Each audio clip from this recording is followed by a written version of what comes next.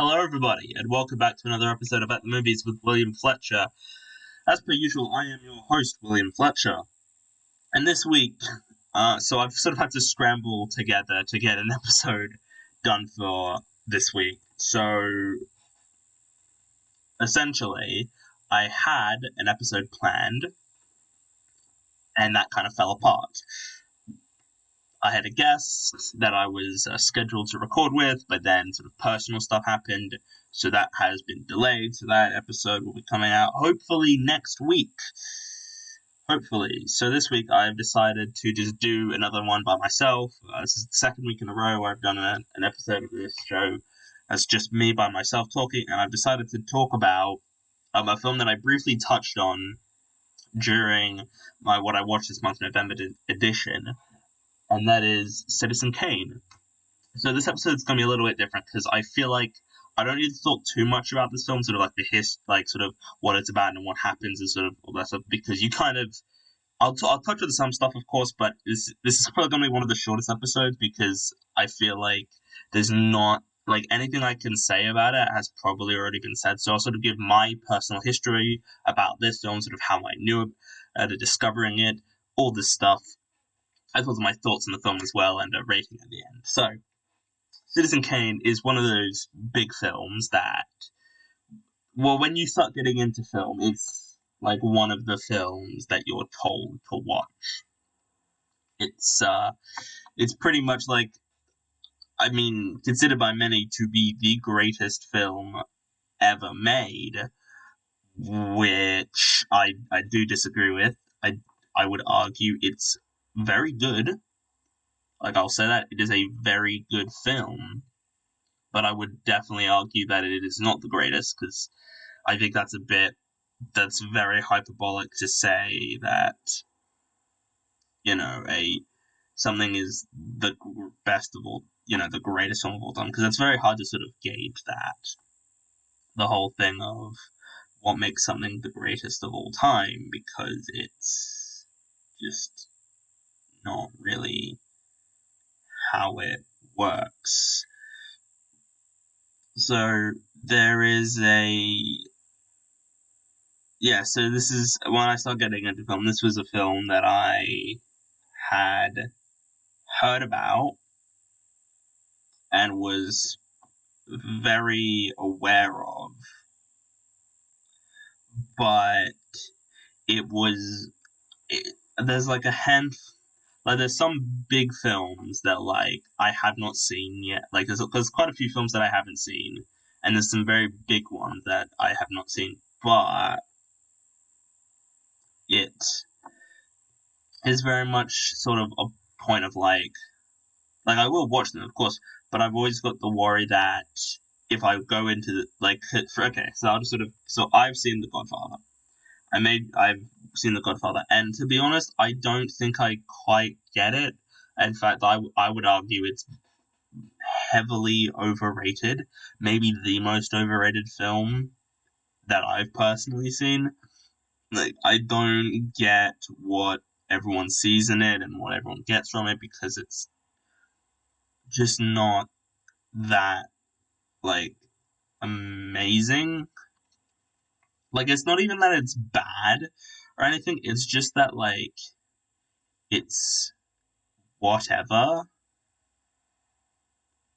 And it's very much like, do people who say they love it and it's their favorite film, is like, have you watched it recently? Because as far as I can tell, I think you probably don't remember it as well as you think you do. Or maybe you went in, or maybe you went into the film just expecting to like it, so you liked it because of that. I think that could be a possibility as well. And so, going into Citizen Kane, I was very optimistic.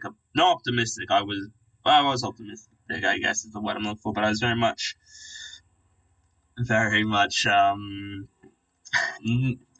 not expecting to dislike it per se, but I wasn't expecting to was expecting to sort of like not really get it and think like, I don't know why people love this film. It's not that great, and sort of so prior to watching it, I was aware of the plot of it. I was sort of aware of like how important it is to film history, how it sort of innovated all these various techniques, and it did these things that weren't really seen in films at the time.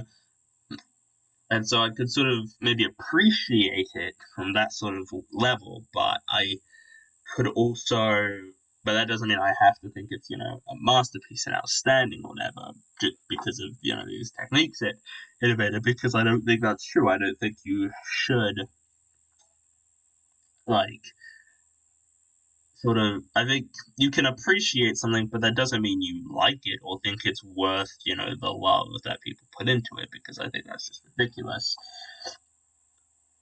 And also, I'd seen Mank prior to this. If you listen back to the Oscars episode I did back in April of this year, where I went through the Best Picture nominees, I saw Mank. I had seen Mank, and I think that was probably my least favorite of the Best Picture nominees this year. Perhaps Nomadland, actually. It'd be between like Nomadland and Mank for my least favorite of this year's Best Picture nominees. And I will be doing an Oscars episode next year, just not related, but so the so yeah, I sort of I was aware of the plot. I was aware of the famous quote, "Rosebud." I mean, it's not technically. I mean, it's technically a quote, but it's more just a word that is associated with the film because it's sort of a big part of the film. And for those listening to this who haven't seen it, it's essentially the entire plot is revolved around this man, Citizen Kane, the main guy. And essentially, the film is about when he dies, he utters the word rosebud and then drops a snow globe. And the entire film is pretty much so the film sort of cuts back and forth between, just after his death and before his death. Basically, trying to determine what his last word, what like the word meant, like that his final word. Like, what does it mean? Where does it come from? What did he like? How like what does what does the word rosebud mean? Where and so the entire film is cut back between people trying to figure out what he said, and it's intercut with flashbacks of Kane's life and sort of him. So it starts off with him as a kid, and then him growing and So it starts off with him as a kid, and then it sort of moves on to when he gets older, and him becoming a politician, and then scandalous events that happen in his past. And then there's scandalous events that occurred while he was a politician and being in power, and all the sort of controversy that arose from his time in the public eye, because he is as like a character, as a guy who was sort of, I don't know if idolized is like the correct word, but he's very much admired by lots of people. And he starts off, he's adopted, and then he sort of gets into the newspaper business, and then he becomes a big politician, and then there's some scandalous information that comes out about him, being as this politician, as it's just. And it's essentially just going through this man's life and just sort of looking at, all this stuff that happened to him over his life, and sort of, yeah, and it's intercut with people in the past. There's this one guy who's going around the entire film interviewing various people who knew him, like his mistress and this guy who used to work for him and all this, and they're interviewing him and they're trying to determine what does Rosebud mean, where does it come from, what is the significance of that word, and so then that's when we get the flashbacks of all the different things happening in Kane's life, and that is what we spend a great a very big portion of the film is looking at this man's life and seeing where he came from and sort of what makes him so interesting. And so I went in and I remember actually before I watched it fully, I was on a plane 2 years ago now. It would have been, yeah. I was on my way back from, it would have been about, yeah, 2 years ago to the day nearly. I was going to, I was in Germany for a school trip. So my school, at my high school, we had a German program which basically allowed about 30 students to go into class, and we did basically every class in German except for an elective subject and English, obviously. But we did German, we did math, science, and with humanities, so like history and stuff. We did all of that in German for the first 3 years, and then in grade 10, we just did some of them. We only did a few subjects. I think we did maths in English and maybe the humanities as well. No, we did the humanities in German. We did the humanities, science, and maths in German. And German. We didn't do maths. Maths we did in English. We had like English teachers. Teachers who spoke English. So then at the end of the year, at the end of grade 10, we were allowed to go on a big trip, a 3.5 week trip to Germany, which was really good. And so we went, and on the plane we took it was 4 plane trips because we landed in Singapore, waited there for like 4 hours or so. Then we flew to Germany. Then we flew from Germany to Singapore, and Singapore back to Australia, where I live. And we did that. And as one would expect, there was movies and TV shows and in-flight entertainment to watch on the plane, and so that's why I watched a few other films, like Eternal Sunshine of the Spotless Mind, for example. Was the first time I ever saw that film, which is one of my all-time favorites. And I tried watching Parasite, but I was like too tired and too out of it, and I felt like that was especially because that's a foreign film, and I feel like I need to be paying attention in a foreign film. And then I tried watching Citizen Kane, but again, I just kind of gave up and just couldn't watch it because I was like, I can't do this because I'm just so tired at this point. Because by the time the flights were taken, I had not slept at all during the flight. I think I got like a couple hours sleep, maybe. That's like a very like I don't have a distinct memory, but I'm pretty sure I had only gone on the first plane trip from Australia to Singapore and then Singapore to Germany to get to Germany. So the first flight, because when we left, it was like 10 a.m. or so. It was like when we flew, and then I tried sleeping, and I was out of it. I was completely knackered. And then on the way back, and so I watched the first few minutes, and I was like, no, I shouldn't do that on here. And it wasn't the fact of watching a film on a plane. There's a problem. It was the fact of I'm going to be way too tired to actually focus and understand what's going on in this film. And I feel like this film I should watch when I've got a clearer head, when I'm all ears, everything's ready to go. I'm not tired. I'm not kind of falling asleep in my chair. None of that. I want to watch this film properly, and so I decided not to watch it. And so for 2 years, I had not seen Citizen Kane. And then when Mank was coming out last year, I'd planned to watch Citizen Kane in preparation for that. And I didn't, obviously. So I watched Mank without any sort of knowledge of Citizen Kane and sort of what it was about and that. But I kind of do feel like Mank, from my memory, I need to watch Mank again because I watched it the one time, that was a year ago. I feel like Mank could possibly still maybe work if you haven't seen Citizen Kane. I mean, I didn't really have any problems with the film, having never seen Citizen Kane before. I sort of followed the plot and sort of the story and where everything was going, but I don't know. I guess let me know if you have watched Mank before Citizen Kane, and if that sort of impeded your opinion, and that sort of changed how you looked at the film.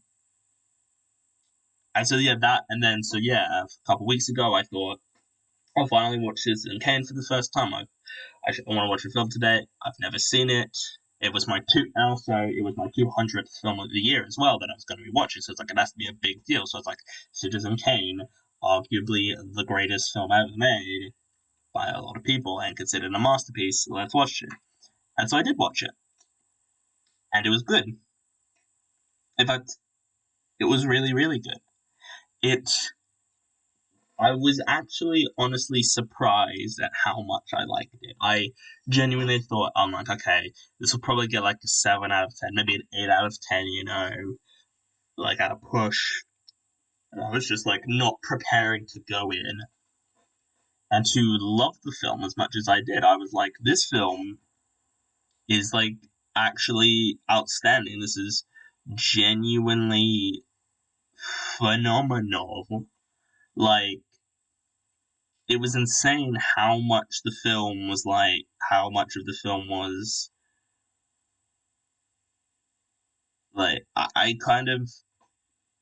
I genuinely didn't expect to love the film as much as I did, but the film was genuinely outstanding. Like, one of my new all-time favorite films. I don't I feel like I'm understated how much of a good film it is. Just, you haven't seen it. I have avoided spoilers just on the off chance you listening to this have never ever seen it. So if you get a chance, go find it and watch it, because I actually think that this is a film that is actually as good as everyone says it is. Like, this isn't one of those things where it's like, I don't really get why everyone loves it. Like, just genuinely, you should go watch it. It is an outstanding film, an outstanding piece of work, and just an absolutely phenomenal piece of work. So that's why I'm giving this film a 9 out of 10. It's not a 10 out of 10. There's a few things that are holding it back. It just kind of, at a few points, it does feel to drag a bit, and it's sort of like, okay, I just get to the point, and it doesn't really do that. And there's a few other sort of minor bits that hold it back from being a perfect 10 out of 10 film, but still, a 9 out of 10 is really, really good. And for comparison's sake, Mank is a 7 out of 10. So yeah, there you go. So Citizen Kane, a 9 out of 10, Mank, 7 out of 10. So that was just, so yeah, it's really, really good. And when you get the chance, you should go watch it and form your own opinion. So, thank you all for listening to this week's episode. Sorry for as I said earlier, I had an episode planned with a guest this week that got delayed. That will hopefully be out next week, and then the week after will be the review of the year episode. And that will be my final episode for the year of 2021, because then later that week, on the Friday, I think it is, will be the films that I watched this month for December. So thank you all for listening to this one, and I will see all of you in the next one. Bye.